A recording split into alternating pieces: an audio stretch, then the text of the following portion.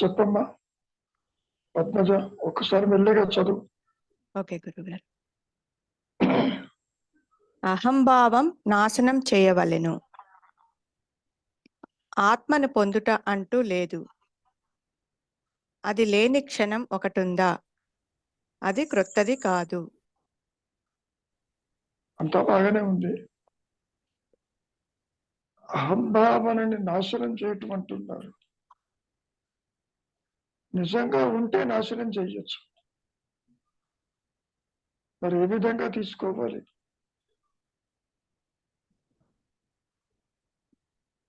అంటే చెప్పమ్మా. దేహానికి పరిమితమై ఉంది కాబట్టి కరెక్టే. ఇందాక కూడా ఒక స్టేటస్ లో పెట్టాను, దేహాలు మార్చుకునే ప్రయోజనం ఏంటి? అవును గురుగారు, అవును. దేహం మార్చినంత మాత్రం ఉపయోగం లేదుగా. అవును. కాబట్టి నేను దేహం అనేది నాశనం కావాలి, బాగానే ఉంది. అది నిజంగా ఉంటే నాశనం అవుతుంది. ఒక వస్తువు ఉంటే తగలబెట్టవచ్చు, లేనిది ఎట్లా నాశనం చేస్తావు? కాబట్టి అది ఉందేమో విచారం చేయటం తప్ప వేరే మార్గం లేదు. వ్యక్తిత్వాన్ని నాశనం చెయ్యి, పరిమితత్వాన్ని నాశనం చెయ్యి, దేహాత్మ బుద్ధిని నాశనం చెయ్యి అంటే ఉంటేగా అది. కాబట్టి ఇక్కడ ఉన్నది సత్యము, అది నీవు తెలుసుకోవటం కాదు. నీవు దేహాత్మ బుద్ధిలో లేవని తేలిపోవాలి. ఒక రకంగా చూస్తే స్వరూప జ్ఞానంతోనే అది తేలుతుంది తప్ప నువ్వు ఎంత తంటాలు పడ్డా నీ ఉనికిని నీవు నష్టపరచలేవు. ఇది ఒక చీకటి అనుకుందాం. చీకటి తొలగాలని చెప్పి నీవు ఎంత అనుకున్నా చీకటి పోదు, ఒక్క వెలుగుతోనే పోతుంది, దీపకాంతితోనే పోతుంది. చెప్పటం బాగానే ఉంది, అహంతా నాశనం చెయ్యాలి, ఉంటే నాశనం చెయ్యొచ్చు. కానీ ఉన్నదని అనుకుంటున్నావు నీవు. ఇద్దరు లేచినప్పటి నుంచి వ్యక్తిత్వంతో మరి పరిగెడుతున్నావుగా, నాది నాది నాది అనుకుంటూ. నాది అనుకునే వాడి యొక్క రియాలిటీ ఏమిటి అనేది ఇక్కడ ప్రశ్న. నిజంగా ఉన్నాడా? లేనిది ఉన్నట్టుగా కనిపిస్తుందా? దేహము జగత్తుంటే ఉంది, దాని గురించి పెద్ద ఇబ్బంది లేదు. స్థూల దేహంతో నీవు జగత్తును చూస్తున్నావు, అసోసియేట్ అయిన తర్వాతనే చూస్తున్నావు, లేకపోతే చూడటం లేదు. కాబట్టి బయటికి రావాలి, విచారం చెయ్యాలి. ఎవరు చెయ్యాలి? తానే చెయ్యాలి. నీ తరఫున ఎవరు చెప్పినా ఉపయోగం లేదు. నీవు దేహము కాదు, నీవంటే ఆత్మవని ఎన్నిసార్లు చెప్పుకున్నా ప్రయోజనం ఉండదు. కారణం, ఆత్మ అంటే ఏమిటో జీవుడికి తెలియదు. అది దానంతనది ప్రకాశించాలి. నువ్వు ఎంతవరకు చెయ్యగలవు అనేది అందరూ విచారం చెయ్యలేరబ్బా. విచారము ఈజ్ ఈక్వల్ టు ఆత్మ కాదు. విచారం అనేది ఒక ప్రక్రియ. శంకరులు కూడా ఇదే మాట అన్నారు, దేహం నాహం. దేహం నీవు కాకపోతే కోహం, నేనెవరిని. సోహం ఏదైతే ఉందో అది నీవు. స్టేట్మెంట్స్ అలా ఆకర్షణీయంగా ఉంటుంది. సోహం సోహం అని జపం చేయటం కాదు. మళ్ళీ నేను అదేను, నేను ఇది కాదు, నేను అదేను. ఉమ్, దాని వల్ల ప్రయోజనం లేదు. కాబట్టి వృత్తిరాహిత్యమైనటువంటి ఈ అహంకారము ఇన్స్టంటేనియస్ గా అదృశ్యమైపోతుంది. ఉమ్, ఇది ఎట్లా ఉంటుందంటే అమ్మా, ఒక క్యాటర్ పిల్లరు ఉమ్, ముందు కాళ్ళతో ఒక వస్తువుని పట్టుకుంటుంది, పట్టు చిక్కాక వెనక్ కాళ్ళని తీస్తుంది, మళ్ళీ ముందుకు పోతుంది. ఇట్లా ఉమ్, పట్టు చిక్కనప్పుడు, అది నిలవనప్పుడు పడిపోతుంది. ఉమ్, జస్ట్ లైక్ ఏ క్యాటర్ పిల్లర్, అహంకారము కూడా ఆలోచనల యొక్క కంటిన్యూస్ హోల్డింగ్ వల్ల అది నిలుస్తుంది. ఉమ్, నువ్వు దేన్ని పట్టుకోకపోతే రాలిపోతుంది అది. ఉమ్, కాబట్టి ఈ అహంకారానికి ఆయువు పట్టు ఆలోచన. ఆయువు పట్టు అంటే దానికి స్ట్రెంత్. ఉనికినిచ్చేది, స్ట్రెంగ్త్ ఇచ్చేది ఆలోచన. ఆలోచన తల ఎత్తకపోతే అక్కడ అహంకారం నిలవలేదు. ఉమ్, ఎట్లాగైతే ఆ క్యాటర్ పిల్లర్ పడిపోతుందో ఇది కూడా అంతే. అందుకని మౌనానికి రావాలి, ఉమ్, అందుకని ఆలోచన రహితం, అందుకని అంతర్ముఖం, అందుకని దృశ్యవారితం. నువ్వు విచారం చేస్తావు, బాగానే ఉంది. ఉమ్, ఈక్వల్ టు ఆత్మ కాదు. ఉమ్, మహర్షి కూడా ఒక సందర్భంలో మిగిలిన ధ్యానానికి సబ్జెక్టు ఆబ్జెక్ట్ కావాలి, విచారణకి అక్కరలేదు అన్నట్టుగా సూచించారు.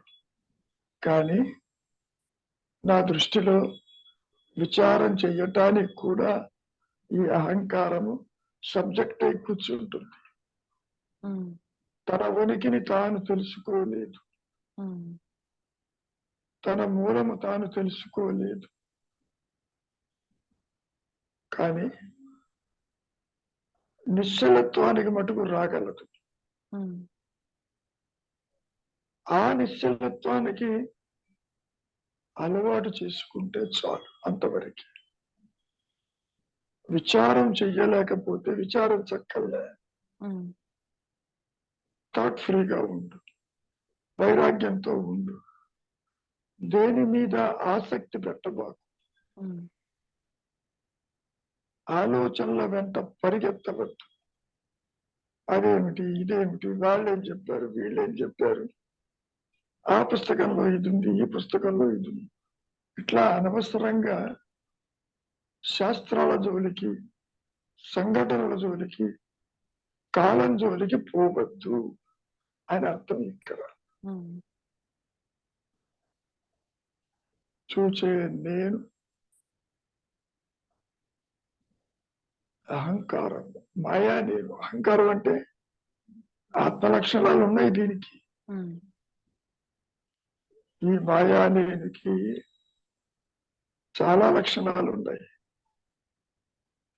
మూలం తెలియకపోవచ్చు, ఉమ్, దేనితోనూ కలవదు, నాది అంటుంది అంతవరకే. దేహము నాది అంటుంది, మరి దేహంతో నిద్రిస్తుందా ఇది? లేదు. ఉమ్, నిద్రించదు. సంసారము నాది అంటుంది, ఉమ్, సంసారం ఎడిపోయిందో తెలియదు నిద్రపోతుంటే. కాబట్టి అహంతను ఏ విధంగా నాశనం చెయ్యాలి? ఒక్క మౌనముతోనే, ఒక్క నిర్విచారముతోనే. You must make the mind devoid of a thought. ఆలోచన లేని మనస్సుని నీవు ఏర్పరచుకోగలిగితే అహంకారము తల ఎత్తదు. అప్పుడు ఏమవుతుంది? ఈ మనస్సే గుణరహితమై శుద్ధమై శుద్ధ సత్వమై అహం స్ఫురణ అక్కడే ప్రకాశిస్తుంది. ఉమ్, అదే దాని మూలం. ఉమ్, రెండు నేను లేవు. ఉమ్, ఒకవైపు అహంకార నేను, మరొక వైపు అహం స్ఫురణ నేను. అట్లా ఉండదు. ఎదుగు పంచేంద్రియములు బయటికి రాకముందు కలిసి ఉంటుంది. ఇంద్రియాలు బయటకు వచ్చినప్పుడు అహంకారం అవుతుంది. వీటిని విత్డ్రా చేసినప్పుడు అది మూలంలో ఆత్మగానే ఉంటుంది. ఉమ్, ఒకటే నేను. నేను. కర్తృత్వంతో బయట చూసినప్పుడు వ్యక్తిత్వం అవుతుంది. బయట చూడనప్పుడు, ఇంద్రియాలు విత్డ్రా అయినప్పుడు ఈ మనస్సు తన మూలమైనటువంటి అహంస్మరణగా నిలిచి ఉంటుంది. ఉమ్, దాన్ని జీవుడు తెలుసుకోలేడు. ఉమ్, గతంలో ఎన్నోసార్లు చెప్పాను, పాము తాడుని తెలుసుకోలేదు. అవును గురుగారు. నామరూపాత్మకములు సత్యము మీద ఆపాదిస్తే వచ్చింది ఉమ్, ఈ పంచేంద్రియములతోటి ప్రపంచాన్ని చూడటం. ఉమ్, మరి గెటింగ్ ది పాయింట్. అర్థమైంది గురుగారు. కాబట్టి లేనిది నాశనం చేయటం అవుట్ ఆఫ్ క్వశ్చన్. ఉమ్, ఉన్నది కొత్తగా రావడం అనేది జరగదు. ఉమ్, ఇప్పుడు కూడా ఉన్నానన్న జ్ఞానం మాత్రమే తనకు తానుగా ప్రకాశిస్తూ ఉన్నది. జీవుడున్నా జీవుడు లేకపోయినా, నీవు నిద్రిస్తున్నా మెలుకుతో ఉన్నా, మేక్స్ నో డిఫరెన్స్. ఉమ్. ఒకసారి పూర్తిగా చదువు. అహంభావం నాశనం చేయవలె, ఆత్మను పొందుట అంటూ లేదు. అది లేని క్షణం ఒకటుందా, అది క్రొత్తది కాదు. అది చాలా మంది గురుగారు, ఏమనుకుంటారంటే ఎవరమ్మా? సరోజ గారు. సరోజన్ గురు, చెప్పు తల్లి. అహంకారానికి మూలం లక్షణాలు ఉన్నాయి అన్నారు కదా. ఈ అహంకారం కూడా ఆత్మలోంచే వచ్చిందంటారా? అంటే ఈ దేహాత్మ భావన వచ్చినప్పుడు ఆత్మగా ఉండకుండా ఈ ఇంద్రియాల ప్రభావంతో అహంకారం పైకి లేస్తుంది. అన్ని అంటే సాపేక్ష జ్ఞానం ఉంటుంది కాబట్టి అహంకారానికి మూలం లక్షణాలు ఉన్నాయి అన్నారా? అంతేగా. అభాస కాంతి కూడా కాంతేగా. అవునండి. కాబట్టి ఇటు జడము కాదు, ఇటు చైతన్యము కాదు. శంకరులు ఇదే మాట అన్నారు, జడ చేతనముల కలయిక అన్నారు. అవును గురువు. నిజానికి జడంతో చైతన్యం కలవదు. కానీ ఈ చైతన్యం ప్రభావం వల్ల ఈ జడానికి యాక్టివేట్ అవుతోంది. అది యాక్టివేట్ అవుతుందో లేదో ఎవరికి తెలుసు? మేము నిద్రపోతున్నప్పుడు దేహం ఉందా, జగత్తు ఉందా నీకేమన్నా తెలుసా? ఒక కలగంటున్నప్పుడు ఎవరిని దర్శిస్తావో నువ్వు చెప్పగలవా? లేవు కదా. పోనీ చైతన్యానికి ఏమైనా పని కట్టుకుని ఈ జడంతో కలవాలని దానికి ఉన్నదా? అసలు అన్యత్వం ఎక్కడుంది చైతన్యానికి? లేదు కదా. కాబట్టి ఇదంతా కూడా ఊహాజనితము, ఇమాజినరీ. ఇది ఒక ఫ్యాంటమ్, అభూత కల్పన తప్ప చైతన్యానికి చైతన్యవంతం చేయటం అనేది అది ఒక మానసిక ధోరణి తప్ప నిజంగా ఆత్మ దేనితోనూ కలవదు.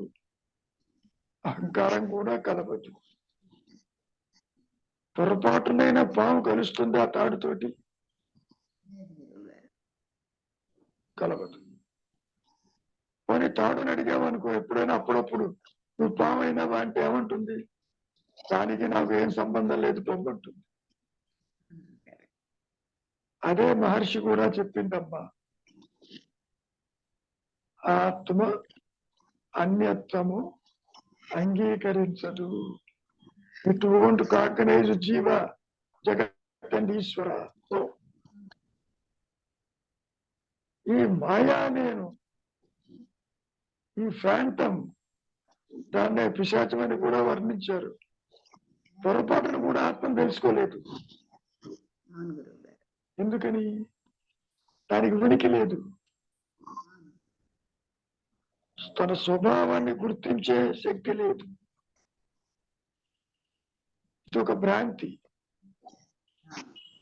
ఏ పాము భయం కలిగిందో ఆ పాము తాడును గుర్తించగలదా? లేదు. కాబట్టి పాము ఈజ్ ఈక్వల్ టు అహంకారం.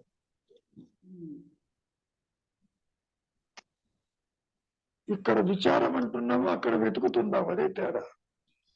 ద్వైతంలో కాలి కింద ఏదో పడింది మెత్తగా, పామై ఉంటుంది అని పూర్వ స్మృతి వల్ల వెతుకుతున్నాము.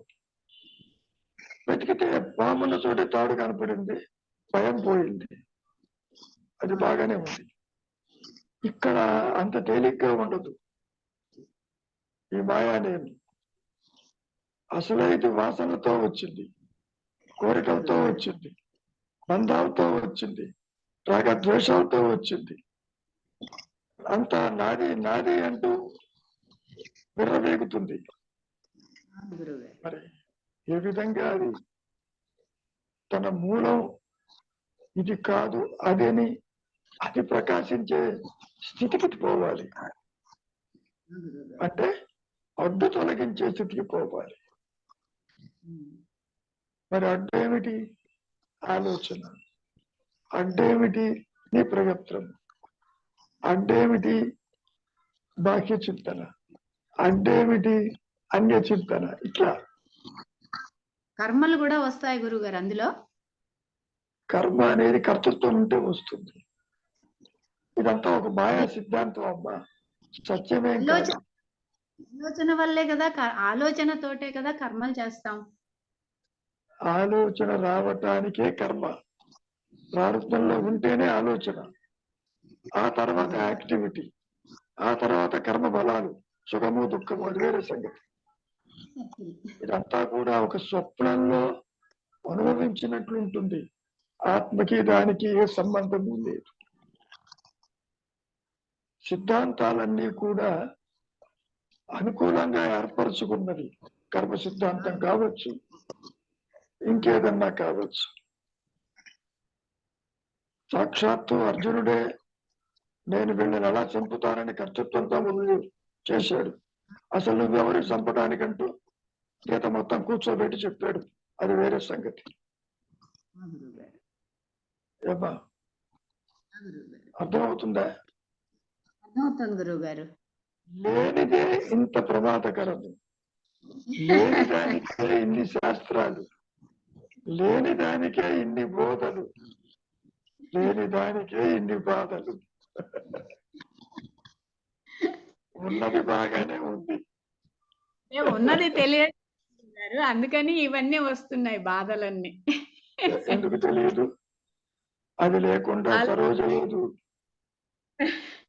సరోజ లేకపోయినా నిద్రలో ఉన్నావుగా. ఆ నిద్రాస్థితిని తీసుకురా ఇక్కడ. నువ్వు సత్యం అనుకుంటూ పరిగెడుతున్నావు ఎండమామల వెంట దాన్ని తీర్చుకోవటానికి. ఆపు, పొరుగు ఆపు. నీ దృష్టి భాష్యంలో ఉంచవద్దు. దృష్టి అంటే జ్ఞానం. అంతర్ముఖంగా బయట చూడకపోతే అంతర్ముఖం అయినట్లే. విడిగా లోపలే ప్రయాణం చేయక్కల్లా.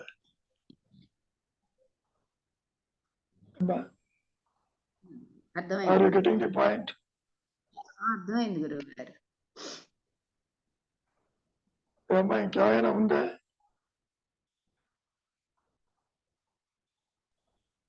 అంతే గురువు గారు, ఇది స్టేటస్. అంతేనా? అంతే గురువు గారు. గురువు గారు నమస్తే. గురువు గారు చెప్పదలే. అంటే బేసిక్ గా ఈ రెండింటికి శరణాగతికి రెండు ఒకటే అని చెప్తున్నారు. మరి శరణాగతి విచారణ ఏమన్నా కొంచెం డిఫరెన్స్ ఉందా గురూజీ? శరణాగతిలో అహంకారం నష్టమవుతుంది. విచారంలో తన మూలం తెలుసుకోలేక ఇది నష్టమవుతుంది. విచార మూలము ఆత్మప్రకాశం ఒకేసారి జరుగుతుంది. మహర్షి చెప్పినంత తేలిగ్గా ఉండదు. అందుకనే విచార మార్గము పక్క చిత్తులకి సన్యాసులకి అన్నారు. అందరికీ అది పనికి రాదు. లోక వ్యవహారంలో కూరుకుపోయిన వాళ్ళకి విచారం చెయ్యలేడు. అందుకని మిగిలిన పద్ధతులు చెప్పారు. భక్తి అని, కర్మ అని, జ్ఞానం అని, కుండలిని ఒకటి కాదు, అందరూ చేయలేరమ్మా. కాబట్టి ఇక్కడ ఇది లేదు అని తెలుసుకోవాలి అంటే వృత్తిరాహిత్యం కావాలి. ఎట్లాగైతే ఇందాక చెప్పినట్టు క్యాటర్ పిల్లరు పట్టు గనక దొరక్కపోతే పడిపోతుందో, ఇది కూడా నిశ్చలత్వంలో నిలవలేదు, అదృశ్యమైపోతుంది. చూచే నేను దేనిని చూడకపోతే అది అదృశ్యమైపోతుందమ్మా, ఉండదు. ఇంకా అదే ప్లేసులో అహంస్ఫురణం ఉంటుంది.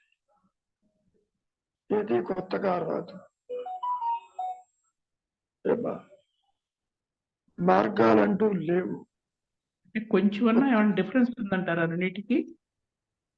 అసలు జీవుడే లేడు బొమ్మంటుంటే డిఫరెన్స్ ఎక్కడ?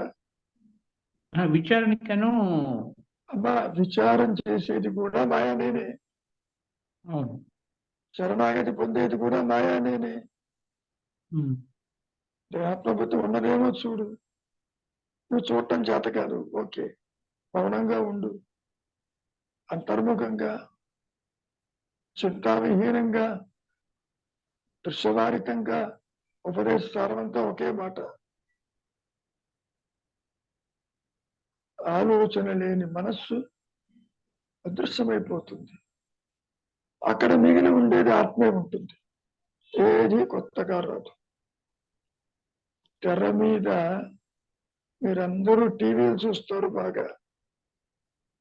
బొమ్మ పడనప్పుడు టీవీ స్క్రీన్ బాగా కనపడుతుంది. బొమ్మలు ఉన్నప్పుడు టీవీ స్క్రీన్ చూడలేరుగా. ఇక్కడ కూడా అంతే. కనుక ఆత్మని నీవు తెలుసుకోవటం కాదు, ఆత్మ ప్రకాశంలో ఈ మాయా నేను, ఈ జీవుడు, జగత్తు, అవస్థలు, సృష్టి యావత్తు అదృశ్యమైపోతుంది, ఉండదు. కారణం అదంతా మనోకల్పితం.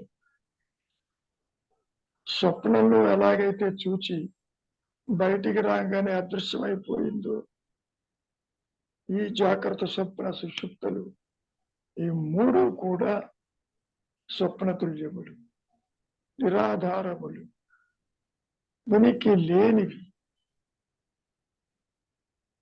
అది గ్రహిస్తే చాలు, అంతకంటే ఏం లేదు. ఏది కొత్తగా రాదు. ఇప్పుడు కూడా నీవు అదేను. మీకే అనిపిస్తుంది ఇది ఇంతకు ముందు కూడా ఉంది కదా, మరి నాకెందుకు తెలియలేదంటే నీ ఆలోచనే అడ్డుగా ఉందన్నారు మహర్షులు వారు. అంతకంటే ఏమీ లేదు. ఓకే,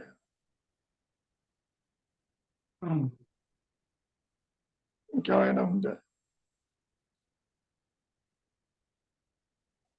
చెప్పండి వెంకట్రావు గారు.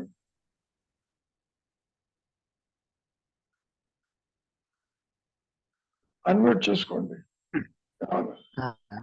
ఏం లేదు సార్, చెప్పడానికి ఏం లేదు. అంతర్ముఖం అయితే కానీ ఏవి తేలు. అంతర్ముఖం అంటూ విడిగా ఏమి ఉండదు. అదేదో లోపలికి ప్రయాణం చేయాలి అనుకోబాకండి. బయట చూస్తున్నా చూడకపోతే అది అంతర్ముఖమే. బయట చూస్తున్నా అంతర్ముఖము అనేది, బాహ్యముఖం అనేది విత్ రిఫరెన్స్ టు బాడీ అనుకుంటున్నాము. దృష్టి దేనిని చూడకపోతే అది తన్ను తాను బాహ్యంలో కూడా చూస్తుంది. బాహ్యాంతరం లేవు ఆత్మకి. కాబట్టి అంతర్ముఖం అనేది with reference to body mind complex చెప్పిన మాట అది.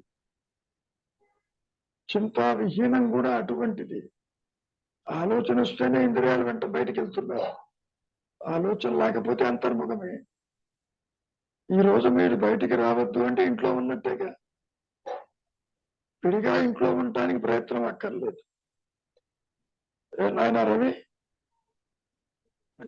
గురువు గారు, ఏమన్నా ఉందా? గురువు గారు, ఇప్పుడు నేనెవరని విచారిస్తే భగవాన్ చెప్తున్నారు మనసు తన పుట్టుక స్థానానికి మరలుతుంది అంటున్నారు. అంటే ఇక్కడ పుట్టుక స్థానం అంటే ఇప్పుడు నేనెవరని విచారించడం వల్ల అక్కడ మనకు అక్కడ ఏమీ ఉండదు కదా, మరి ఆ పుట్టుక స్థానానికి వెళ్తున్నట్టే. విను విను, పుట్టుక స్థానము అంటే పాముకు పుట్టుక స్థానం ఏది? అట్లా ఉంటుంది ఇక్కడ కూడా. తాడు అని నువ్వు అనుకుంటున్నావు, తాడు తెలియదు అక్కడ నీకు. తెలియదు. పాము భయం కలిగి బాగుందేమో చూడబోతున్నావు లైట్ వేసుకుని, ఏదో పగలు సూర్యకాంతిలో చూస్తే అక్కడ తాడుంది. మరి పాము పుట్టుక స్థానం తాడా? కాదు కదా. కాదు. ఇక్కడ కూడా అంతే. పుట్టని దాని పుట్టుక స్థానం ఏంటి? పుట్టిందేమో చూడమంటున్నారు, పాయింట్ అది. ఉన్నదేమో చూడమంటున్నారే తప్ప నువ్వు లోపలికి వెళ్తే ఆత్మ ప్రకాశిస్తుంది, ఇది ఆత్మ నుంచే వచ్చింది అనటానికి ఆధారాలు లేవు ఎక్కడ. తాడు నుంచి పాము వచ్చిందా? లేదు కదా. సో నీ స్వరూప జ్ఞానము ఆత్మ ఏదైతే ఉన్నదో దానికి అన్యమే లేదు, ముందు రావటం ఏంటి? కాబట్టి ఈ చిచ్చర గ్రంథి అనేది కూడా ఒక ఇమాజినరీ థియరీ తప్ప ఆత్మకి సంబంధించింది కాదు. ఆత్మలో సృష్టి ఉండదు. That is my experience. అనంతంగా అది ఉంటుందంతే. జీవుడు ఎక్కడ, జగత్ ఎక్కడ, ఈశ్వరుడు ఎక్కడ, ఏది ఉండదు నాయన. లేని పాముకి పుట్టుక స్థానం ఏదన్నా చూడగలవా మనం? పొరపాటు పడ్డావు భ్రాంతి వల్ల, అంతవరకే. ఆ భ్రాంతి ఎక్కడో పుడుతుంది కదా గురువు గారు. ఆ మనసులో పుట్టిందిగా వాసన వల్ల. గతంలో పాము చూసావు, తాడు మీద కాలేసావు, పాము భయం కలిగింది. గతంలో కోరికలతో వచ్చావు మాయలోకి, చూసినవన్నీ నాది నాది అంటూ అనుభవిస్తున్నావుగా ఇంద్రియాల ద్వారా. That's all. ఇది ఒక స్వప్నం లాంటిది, ఇదేం రియల్ కాదు, ఏం కాదు. ఒకవేళ నీ దేహమే కనుక రియల్ అయితే నీతో పాటు ఉండాలిగా. కలగనేటప్పుడు, నిద్రించేటప్పుడు, మరణించేటప్పుడు లేదుగా. ఒక అవస్థ దాటితేనే ఎగిరిపోయిందిగా. అసలు దేహం ఉందో లేదో కూడా తెలియదు. అంటే ఇక్కడ పాము భయం కలిగింది అంటే అక్కడ ఒక ఆ భయం కలిగింది అంటే ఎక్కడో అక్కడ అది, ఆ భ్రాంతి కూడా ఎక్కడో అక్కడ పుట్టింది అంటే అది అది లేనిది పుట్టింది అంటారా, లేకపోతే నిజంగా పుట్టి మనకు అలా పూర్వ స్మృతి వల్ల పుట్టింది. గతంలో పాము భయం ఉండటం వల్ల పుట్టింది. లేకపోతే పాము అంటే ఏంటో తెలియకపోతే పుట్టదు. ఫర్ ఎగ్జాంపుల్, చీకట్లో ఏదో కుడుతుంది, అది దోమో, చీమో, కందిరీగో తెలియదు కదా నీకు. గతంలో కందిరీగ కుడితే ఇది కందిరీగ అని చెబుతావు, బికాజ్ యూ కంపేర్ దట్. ఇక్కడ తెలియదు. పాము భయం గతంలో ఉండి తీరాలి, లేకపోతే తాడు మీద కాలేసినప్పుడు ఆ రిఫ్లెక్స్ యాక్షన్ లో నీకు ఎందుకు వస్తుంది లోపల? కాబట్టి గతంలో ఉన్న అనుభవమే వచ్చింది ఇక్కడ, అంతకంటే ఏం లేదు.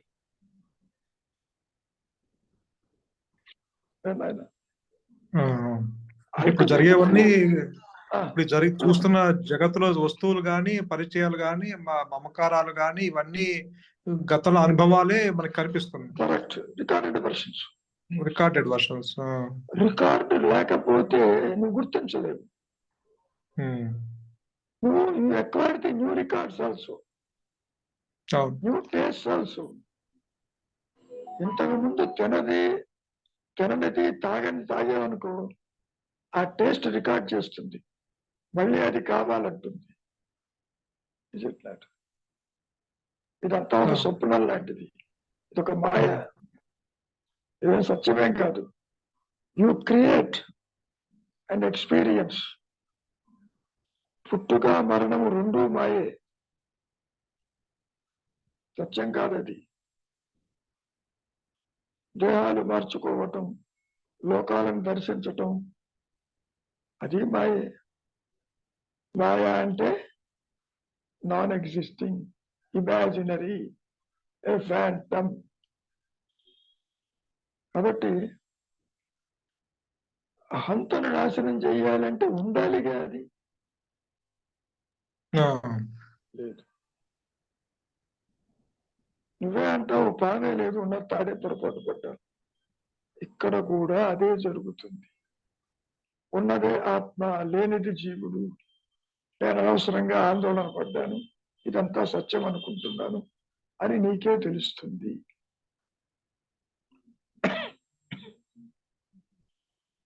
ఏనాయనా? ఆ, అంతే. అంటే మరి ఇక్కడ అంటే ఇది కూడా అయితే భగవాన్ చెప్తుంది, అభ్యాసం చేయగా చేయగా మనసు తన జన్మస్థానంలో నిలిచి ఉండే శక్తి అధికమవుతుందంటే నిజానికి అక్కడ జన్మస్థానం అంటూ లేదు కదా అయితే ఇక్కడ. జన్మస్థానము అంటే పాముకి మూలము తాడే కదా, వెతగ్గా తాడు కనపడుతుందని అట్లా. అంటే ఆ మూలానికి దారి తీస్తున్నాను. అంతేగా, ఎందుకని లేనిదిగా, దాని నుంచి ఏమీ రాలేదు, అవును. వచ్చినట్టుగా అనిపించింది. తీరా చూస్తే నువ్వే చెబుతావు పామే లేదు, తాడు మాత్రమే ఉన్నదని. అదే చెబుతున్నారు మహర్షి. కొత్తగా ఏది రాదు, ఉన్నది అహంస్ఫురణ. లేనిది అహంకారము, లేనిది వ్యక్తిత్వము, లేనిది జనన మరణాలు, లేనిది అవస్థాత్రయములు, లేనిది సృష్టి. అలా కనిపిస్తుంది అంతవరకు. కళలో ఎన్నో చూస్తావు, జాగ్రత్తలో కూడా చూస్తున్నావు. జాగ్రత్త అవస్థ కూడా కళ సమమేను, ఇందులో అణుమాత్రము సత్యము లేదు లేదు లేదు. ఎట్లా చెబుతారని అడగచ్చు నువ్వు. ఏ ఒక్క వస్తువైనా అది ఉన్నట్టు చెబుతుందా? దేహం కానీ, సంసారం కానీ, జగత్తు కానీ, సూర్య చంద్రాదులు కానీ. సూర్యుడు కూడా జడమే అన్నారుగా. ఆత్మజ్ఞానం చేత అది ప్రకాశిస్తుంది అంతవరకే. అభాస కాంతిలు, అది కూడా. మరి సూర్యుడే సత్యమైతే కలగంటుంటే సూర్యుడు ఉండాలిగా, నిద్రపోతే సూర్యుడేమైనాడు?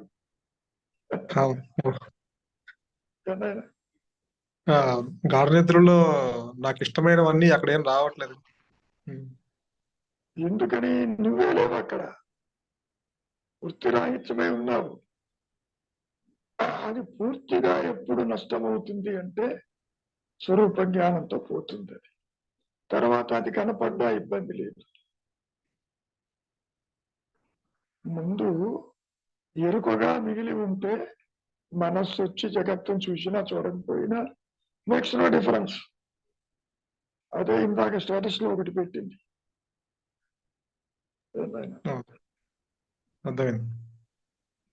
కాబట్టి లేనిది నష్టమవటం కాదు,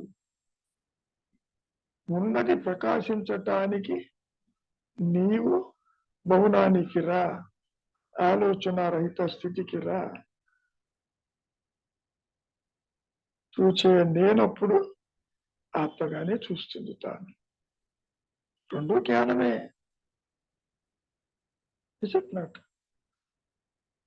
ఇది అత్యంత తేలికైనది. నేనేమి కష్టపడి ఆ చదువు, ఇవి చదువు, ఈ పని చేయి, ఆ పని చేయి, కర్మ ఫలితం కింద అది వస్తుంది అనుకోవటం పొరపాటు. అట్లా ఉండదు ఆయన. ఓకే, ఓకే గురు. ఇంకేమన్నా ఉంటే చెప్పు. కాసేపట్లో ఇది అదృశ్యమైపోతుంది. ఏమా పద్మజ, ఏమన్నా ఉందా ఇంకా? అంతే గురుగారు, ఇక్కడ ఏం లేదు. అక్కడేమీ లేదులే, ఎక్కడ ఏమీ లేదు.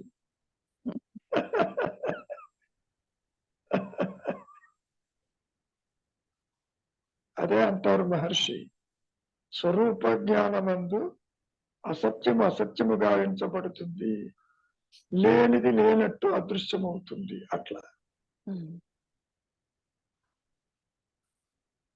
ఇప్పుడు కూడా ఆలోచన అంటే ఏమిటో చూడు, ఇక్కడ ఏమీ లేదు. ఎంత ప్రయత్నం చేసినా ఈ మాయా నేను దేహాదులతోటి కలవదు కలవదు కలవదు.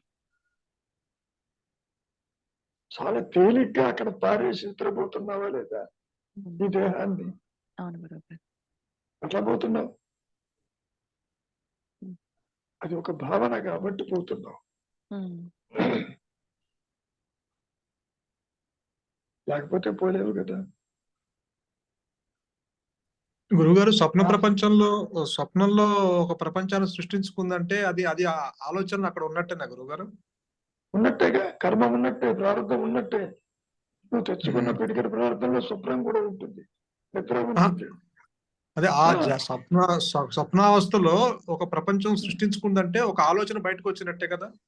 అంతేగా, అది కూడా అహంకారానికి సంబంధించిందేగా. అక్కడ కూడా సుఖ దుఃఖాలు, భయాలు అవును, అనుభవిస్తావుగా. అక్కడ కూడా అనుభవిస్తున్నాం. అది సూక్ష్మదేహంతో చేస్తావు, ఇక్కడ స్థూలదేహంతో చేస్తావు. నిద్ర అనేది కారణదేహంతో ఉంటావు. ఈ 3 దేహాలు మార్చుకుంటూ ఈ మాయాజీవుడు లేని కాలంలో గడుపుతూ ఉంటాడు. కాలం లేదు అక్కడ. కేవలం గాఢ నిద్రలోనే ఆలోచనలు అణుగుతాయి అంతే, మిగతా 2 అవస్థల్లో ఆలోచనలు ఉన్నట్టే. ఆలోచన అణిగినా అహంకారం ఉంటుంది అక్కడ. అహంకారం ఉంటుంది. లేకపోతే